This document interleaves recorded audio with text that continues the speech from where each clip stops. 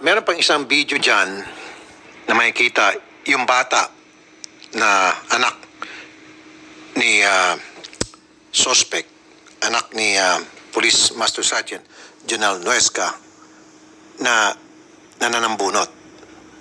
Okay, pakita natin. Ayun, okay. Alright, cut, stop. Okay. Marami sa inyo nagsabi na ang nag-provoke talaga dito ay yung bata. True. Pero hindi ko po sisisihin yung bata at dapat po hindi natin sisihin yung anak ni Police Master Sergeant Jonel Nuesca. Dahil number one, yung bata ho isinama ni Sergeant Nuesca sa eksena. Hindi naman pupunta yung bata niya kung hindi sinama nung tatay niya. Pangalawa, merong old saying na what monkey see, monkey do. Ang ibig sabihin po niyan, kung ano nakikita ng mga bata, ginagawa nila. Ano nakikita nila sa kanilang bahay, ginagawa nila. So, ibig sabihin,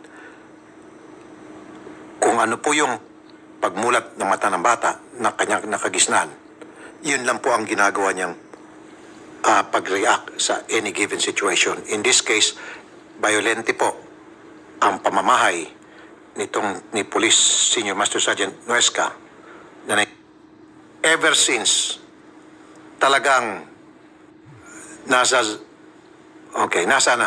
Zoom? Nasa Zoom meeting daw po ang mga taga-IAS, sir. Okay. Sige, mag-meeting pa more kayo. Alam niyo itong mga taga-IAS, nung panahon pa ng nasa kabilang istasyon po kami, Gamit ang Tough Mama Appliances, ang reliable home buddy mo. Mabibili ito sa mga supermarket. ang sertipikadong murderer po ito. And then, Tapos, yung tapong, opo, yung anak ko po. Anak kong 12 anyos lang po. 12 years old, sasagasaan niya. Opo. Okay. Tapos, meron din pong pangyayari na nakainom po siya, bigla po niya sinugod uli si Frank. Ang sabi po niya, mayayabang kayo, ganito, ganyan, nagmura po siya. Gusto niyong ilabas ko yung pagkademonyo ko. Yun po ang sabi niya, may record din po kami nun sa pulis. Naka-blatter po yun. Opo, naka-blatter po yun. Meron din po kaming video nun. Okay, yung pong tinangka niya sa gasaan yung inyo pong kapatid at pamangkin, ano po nag-provoke sa kanya noon? Ba't niya ho nagawa yun? Hindi ko po alam, anak ko po yun. Anak ko po yun, sir. Yung Kaya po. 12 anyos. Okay, anak, pamangkin po ni Frank. Okay, bakit niya po Opo. nagawa yun? Hindi ko po alam, sir. Oh, okay. Now, ma'am, nabanggit niyo sa amin kanina sa baba, nagmula po ang gusot na ito, lahat ay sapagkat meron pong ibinebentang lupa yung inyo pong mother. Opo. Si Nanay Sonia kay pulis. Opo. Opo. And then, hindi po nagkaunawaan hanggang sa bandang huli, si Nanay ni-refund na lang po yung 40,000 para tapos ng problema. Tama? Opo. However, Ganito po yun, sir. Sige po. Nagbenta po yung nanay ko ng lupa para po magka-right of way sila. Di binili naman po nila. Humingi po ng 40,000 yung nanay ko para po sa titulo.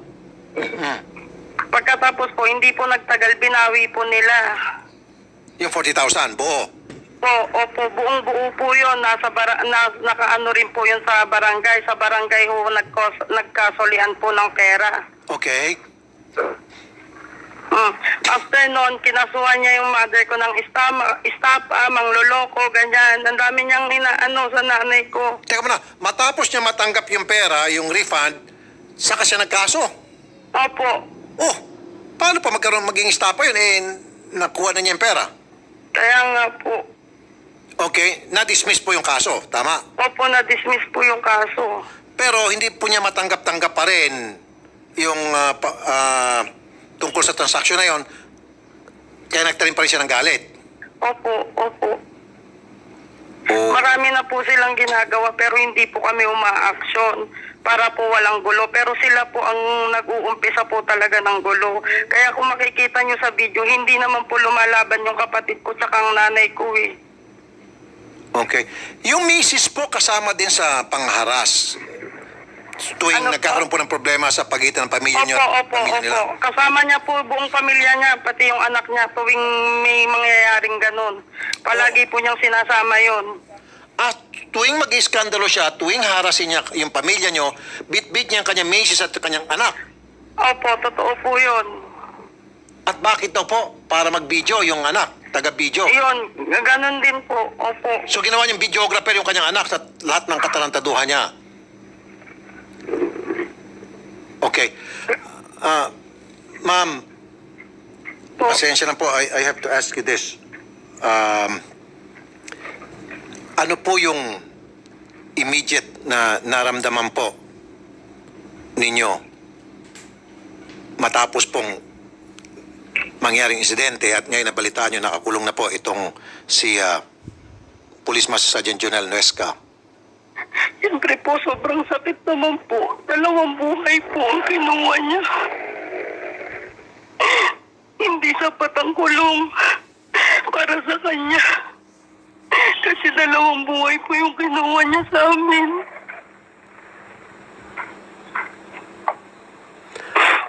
Matapos po yung pamamaril, ano po yung kanyang kasunod na ginawa? Kasi naputol na po yung video doon. Naglakad siyang parang walang nangyari. Normal na lakad. Kasama niya yung anak niya. Naglakad, parang wala nangyari, pauwi ng bahay.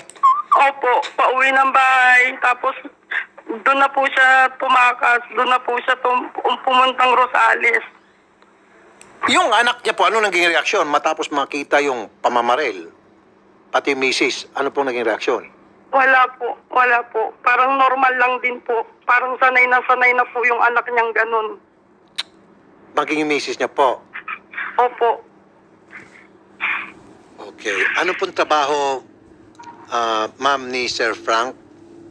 Construction worker po. Minsan po nagsa-sideline po siyang kargador. Okay, para makatulong po sa pamilya. Opo, kasi po may anak po siya, sir. Ilang taon po yung bata? 1 taon po, sir.